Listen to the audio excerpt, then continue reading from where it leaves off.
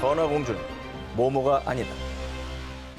백제서동이 절세미녀로 알려진 신화의 선화공주를 사모해 아이들에게 일부러 부르게 했던 노래 서동요. 선화공주님은 남몰래 사귀어 맞둥 도련님을 밤에 몰래 안고 간다. 서동은 백제 무왕의 어릴 때 이름입니다. 백제 서동과 신라의 선화공주의 국경을 초월한 러브스토리는 서동설화로 전해지며 지금도 많은 이들에게 감동을 선사하고 있는데요. 그런데 선화공주가 사실은 실존 인물이 아니라는 주장이 있습니다. 아니 근데 실제로 결혼을 해서 왕비가 됐잖아. 삼국유사에서 소개하고 있는 서동설화에는 백제 왕비가 된 선화공주가 무왕에게 간청해 미륵사를 세웠다고 서술돼 있죠. 실제로 미륵사가 존재하기 때문에 선화공주 또한 실제 인물이었을 거라고 추측을 했는데요. 그런데 2009년 선화공주가 실존 인물이 아니라는 의혹을 증폭시키는 증거가 발견됩니다. 미륵사지 서석탑 해체 복원 과정에서 639년 무왕의 왕후이자 좌평 사택적덕의 딸이 지은 절이라고 각자된 사리봉안기가 발견된 것이죠. 그러니까 미륵사를 세운 사람이 우리가 알고 있던 신라의 선화공주가 아닌 백제 토착 귀족이었던 좌평 사택적덕의 딸이라는 내용이었습니다. 그러면 이 존재 자체를 허구라고 단정을 해야 되는 건지 아니면 뭐 왕비가 여럿이 있었다든지 이런 여러 가지 생각을 할 수 있다는 거죠. 게다가 선화공주에 대한 기록이 삼국유사에는 남아있지만 정사로 통하는 삼국사기엔 전무합니다. 그것도 좀 이상하지 않나요? 그렇죠. 실제 선화공주는 신라 왕의 딸이 아니라 그보다 신분이 낮은 신라 귀족 또는 익산 지역 호족의 딸일 가능성이 있으며 신분과 국적 세탁을 위해 설화의 극적 요소가 강조됐을 것이라는 주장이 제기되기도 했는데요. 저는 저 얘기들을 봤었어요. 그래서 신라의 지방 변방에 있는 귀족의 딸일 것이다. 왕이 아니라. 네네네. 근데 어쨌든 움직일 수 없는 증거들이 이렇게 나왔는데 우리가 알던 거랑 다르잖아요. 그러니까 이게 진실이 뭐냐는 걸 계속해서 우리 따질 수밖에 없다는 거죠. 그렇죠. 그런데 지난 2018년 익산 쌍릉의 대왕릉에서 무왕의 것으로 추정되는 유골과 함께 부장품으로 신라 토기가 발견. 바로 옆 소왕릉의 주인이 선화공주 아니냐며 그녀의 실존 여부가 또다시 주목을 받았습니다. 하지만 소왕릉은 도굴당한 상태라 명확한 단서를 찾지 못했고요. 여전히 선화공주의 존재는 수많은 논란과 쟁점을 남기며 미스테리로 남아있습니다. 근데 신라의 것이 나왔다고 해서 무조건 신라 사람이라고 하기도 좀 애매하고 저때 교류가 있었으니까 내가 즐겨 사용했던 것들을 같이 묻었을 수도 있고. 허구의 인물이라면 왜 저런 허구를 그래도 왕이 언급되는 스토리까지 만들 수 있다는 건 사실 왕이 용인하지 않는 한 있을 수 없는 일이거든요. 그렇죠. 이 무왕의 애틋한 사랑 이야기 속 선화공주. 과연 그녀는 누굴까요? 정말 누군가 만들어낸 상상 속 인물인 걸까요? 역사 속 미스테리 19 5위를 공개합니다. 을지문덕, 당신은 누구십니까? 여러분, 을지문덕 장군 하면 흔히들 수공으로 수나라의 대군을 물리친 살수대첩의 명장으로 기억하실 텐데요. 그 외에 다른 거 알고 있는 거 있습니까? 을지가 성이죠. 네. 을지로 이런 얘기 하지 마시고요. 그 정도 압니다. 살수대첩 말고 아는 게 없죠. 진짜 없어. 실존 인물이 아니라는 얘기도 있어 그래가지고. 기록이 진짜? 너무 없어가지고. 이렇게 우왕좌왕하시는 게 어떻게 보면 당연합니다. 왜냐?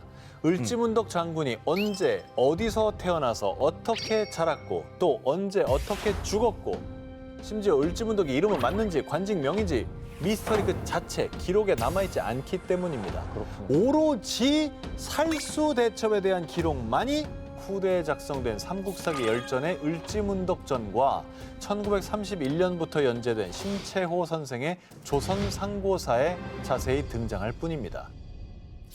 삼국사기에 따르면 을지문덕은 그 계보가 상세하지 않다로 미스터리하게 시작합니다. 612년 고구려 영양왕 23년 수나라는 당시 100만 대군을 이끌고 평양성으로 쳐들어왔습니다. 하지만 을지문덕은 거짓 항복 작전을 반복하며 수나라 군사들을 지치게 만들었고요. 수나라 장군 우중문에게 보낸 시 여수장 우중문 시까지 기록돼 있습니다. 그리고 을지문덕 장군은 수나라의 30만 별동대를 살수 지역으로 유인한 뒤 항복하는 척 하고 안심시켜서 때가 되었다. 공격하라! 수나라 대군을 물리쳤는데요. 하지만 살수대첩을 끝으로 613년 이후 그에 대한 기록은 정말 미스터리하게도 말끔하게 사라졌습니다. 아니 시까지 기록에 있는데 왜 역사에는 저분이 없는 거예요? 그러니까요. 거의 이순신 장군의 버금가는 명장인데 그러니까 저 기록만 남아 있을 수가 있다는 건가요? 혹시 을지문덕 장군이 반역했던 게 아닐까요? 아, 그런 추리도 있습니다. 영양왕 입장에서는 무섭거든. 어. 을지문덕 장군의 미스터리한 행적을 두고 학자들은 다양한 추측을 제기했는데요. 을지라는 글자를 두고 과거 만주, 몽골에서 거주했던 선비족 중에 을지 씨와 비슷하다며 선비족 계통의 귀화인이라고 추측했는데요. 그리고 혹자는 연개 소문의 쿠데타 이후 반대편에선 을지문덕 장군이 기록 말살형을 당한 것이 아니냐라는 그렇지. 추측을 제기하기도 했지만 여전히 미스터리로 남아 있습니다. 이긴 내 얘기만 남겨놓고 그 장군에 대한 얘기는 별로 안 써놓은 거네. 다 지워버린 거네. 그러니까 그것만큼은 지울 수 없었기 때문에 남겨놨을 것 같아요. 그렇죠. 살수대첩 이거는 뭐 어떻게 빼박이. 움직일 수가 없잖아. 음. 을지문덕 장군 덕분에 이겼다는 거. 나라를 구한 명장 을지문덕. 우리가 모르는 역사 속 그의 다른 삶은 어땠을까요? 역사 속 미스터리 19 4위 공개합니다. 모모 부대가 실존했다. 조선 최대 전쟁. 임진왜란 당시 왜적들은 혼비백산 도망치게 만든 막강 특수부대가 있었다고 하는데요. 1599년 왜군이 철수하면서 명나라 14만 대군이 본국으로 귀환하는 장면을 그린 천조장사 전별도입니다. 그림 중 의아한 모습이 눈에 띄지 않으신가요? 뭐야? 사람이에요? 저게 뭐예요? 늑대야? 원이네. 원숭이 원자. 원병이 뭐야? 원숭이 병사. 혹성 탈출. 에? 원숭이 병사 300명 있었대. 그림 속의 깃발을 보시면 원병 300이라고 적혀 있죠. 이게 바로 300명의 원숭이 병사를 뜻한다고 합니다. 날렵한 사람들을 요즘엔 뭐 그런 표현하면 안 되는데 이제 동물에 빗대가지고. 원숭이 같은 아니, 어떤 날렵한 체구. 날렵하다. 10여 년 전 천조장사 전별도가 세상에 알려졌을 때만 해도 원병이 실제 원숭이 아닌 원숭이처럼 동작이 민첩하고 재빠른 병사라고 생각했습니다. 하지만 이중환의 택리지 그리고 임진왜란을 가장 자세하게 서술했다고 평가받는 의병장 조경남의 난중잠록 또 여러 문헌들에서도 원숭이 부대를 직접적으로 묘사하는 구절들이 발견. 명나라의 양호는 원숭이 기병 수백 마리를 데리고 소사하 다리 아래 들판이 끝나는 곳에서 매복하게 하였다. 군사 가운데 초원 4마리가 있어 말을 타고 다루는 솜씨가 사람과 같았다. 몸뚱이는 큰 고양이를 닮았다. 아니 저 보니까 100% 원숭이인 게 뭐냐면 팔이 너무 길어. 이거는 사람을 비유한 게 아니라 원숭이야. 그냥 원숭이야 쟤네들. 아직까지도 역사학계에서는 원숭이 병사에 대해 원숭이처럼 민첩한 사람일 것이라거나 원숭이 탈을 써서 변장한 병사들일 것이라는 등 의견이 분분. 원숭이 병사에 대한 존재는 여전히 미스터리로 남아 있습니다. 임진왜란 때 활약했다는 명나라 300명의 원숭이 병사들. 과연 그 실체는 무엇이었을까요? 역사 속 미스터리 19 3위를 공개합니다. 반고는 자살하지 않았다. 별이 빛나는 밤, 해바라기 등 수많은 명작을 남긴 네덜란드의 천재 화가 빈센트 반 고흐. 우리는 그간 정신병력을 앓던 반 고흐가 자신에게 총을 겨눠서 자살했다고 알고 있지 않습니까? 1890년 7월 27일 프랑스의 한 농촌 보리밭에서 들린 총성. 그런데 그 총은 과연 반 고흐가 스스로를 저격한 게 맞을까요? 어쩌면 타살일지도 모른다면요? 아니 근데 뭐 반고흐가 권총으로 자살했다는 건 너무 유명한 얘기 아니에요? 그렇죠. 뭐 아닐 수가 있다는 거예요 이게? 자, 지금부터 반고흐 죽음의 미스터리를 파헤쳐 보겠습니다. 고흐 죽음이 미스터리한 첫 번째 이유, 목격자가 없다. 분명히 총성은 엄청난 괴음을 내는데 당시 목격자가 단 한 명도 없다는 게 수상하지 않나요? 또한 당시 증언에 따르면 고은은 자신의 왼쪽 가슴을 쏜 뒤 여관으로 다시 돌아가 약 30시간 동안 고통을 겪은 끝에 사망했다고 알려져 있는데요. 굳이 죽기로 결심을 했다면 힘겹게 다시 여관으로 돌아가야 될 이유가 있었을까요? 그래. 더군다나 고우가 자신에게 쐈다고 추정되는 그 총, 마치 누군가 가져가기라도 한 듯 감쪽같이 사라졌다가요. 고우 사후 75년 뒤늦게 한 들판에서 녹슨 채 발견됐습니다. 우와. 자, 그렇다면 만약 고흐가 자살이 아니라면 과연 고우를 누가 죽인 걸까요? 야, 이것도 특이하네. 그러니까 왜 굳이 거기 와서 고통을 겪다 죽냐고. 반고우의 죽음을 파헤쳐온 한 박사의 주장에 따르면 놀랍게도 총의 주인은 반고우가 아니라 당시 10대 소년이었던 르네 세크레탕.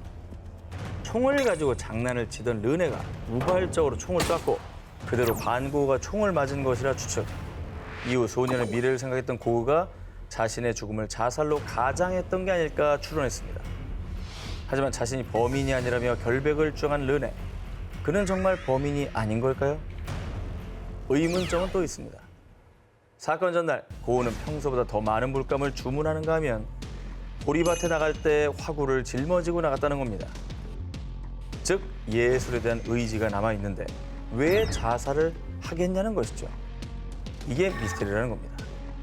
조금 이상하긴 하네요. 맞아. 보통 정리를 하지 물건을 더 사진 않잖아요. 그죠?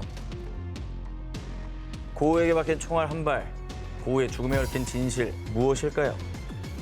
그 총알은 누구의 손에서 발사된 걸까요? 역사 속 미스터리 19 2일 공개합니다. 조선시대 잇따른 죽음의 범인은 병자호란 직후의 조선시대 나라가 큰 혼란에 빠졌을 때 민심이 더욱더 흉흉해지게 된 기이한 사건이 있었습니다. 그 얘기 들었어? 어젯밤에 옆집 돌쇠가 죽었다며? 아유, 끔찍해라. 아니 대체 몇 명째 죽어나가는 거야? 사람들의 잇따른 죽음의 범인으로 지목된 이는 다름 아닌 귀신이었습니다.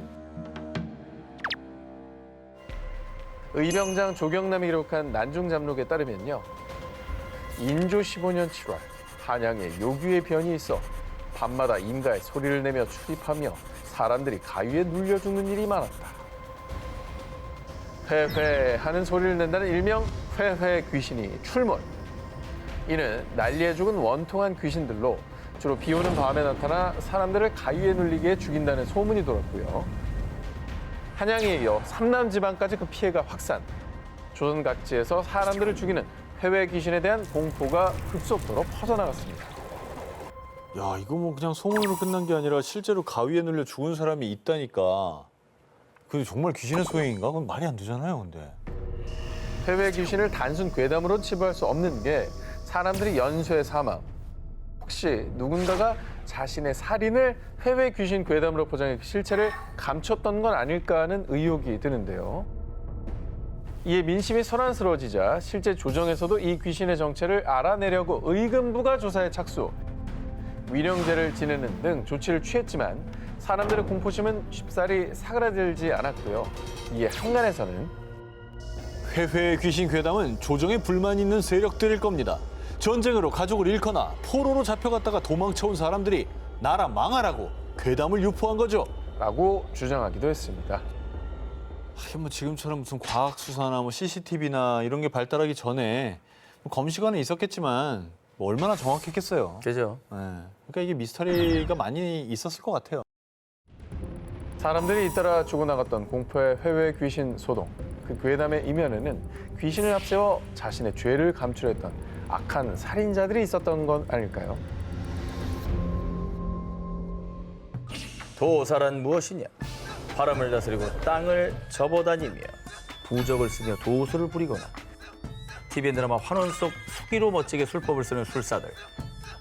그런데 드라마나 영화 속에서 나올 법한 이 도사들이 실제 우리 역사에서도 있었다는 사실 아십니까? 도사들이 있었다고요? 도사 있죠? 우리 역사에? 그럼요. 있어요? 과거 삼국시대부터 활동했던 역사 속 도사들 소개해드리겠습니다. 우리 조상들은 도교를 바탕으로 수련 끝에 신선이 된다고 믿었습니다. 신라시대엔 90세가 되도록 어린아이의 모습을 간직한 4대 신선 영랑이 존재했다고 하고요. 신라의 화랑들 역시 이 4대 신선을 모시며 신선 사상을 바탕으로 수련했습니다. 하지만 조선시대에 이르러 유교가 득세하자 도교와 신선 사상은 탄압을 받았습니다. 세조실록과 예종실록에 따르면 신선교와 도사들에 관한 기록이 적힌 서적들을 대대적으로 수거, 이 서적들을 내놓지 않으면 차명에 처해지기도 했습니다. 하지만 광해군의 최측근 어우당 유몽인이 기록한 어우야담에 따르면 임진왜란의 의병장 곽재우는 산에 들어가 신선수를 연마하며 곡기를 끊고도 생존하는 등 암암리의 신묘한 도사들이 우리 곁에 머물러 왔습니다. 아, 그럼 곽재우가 신선이었던 거예요? 도사? 허허. 그리고 조선 후기에는 전우치도 썼다는 축지법. 축지법을 쓴 실존 인물이 존재했습니다. 그 실제 주인공은 파천왕이라 불리는 보부상 출신의 거상 이용익. 그가 길을 떠나면 발은 보이지 않고 팔랑거리는 두루마기 자락만 보였다는 일화가 전해집니다. 이용익은 보부상 시절 전국을 돌아다니며 익힌 빠른 걸음, 축지법으로 왕실의 연락책 임무를 맡았고요. 축지법으로 역할을 충실히 해내며 고종의 신임을 얻었습니다. 그리고 그 비결을 물어보자. 뭐 그냥 옷만 편하게 입고 빨리 걸으면 되는데요. 근데 도사 이용익은 유명한 사람이잖아요. 그 명성황후 업고 도망간 사람 아니에요? 축지법으로 도망갔나? 그 이제 그랬다라고 해요. 멀미나. 그랬다라고 해요. 역사 속에서도 존재한 도사들. 지금도 어디엔가 도사들이 숨어 자신들의 존재를 감추고 있는 건 아닐까요?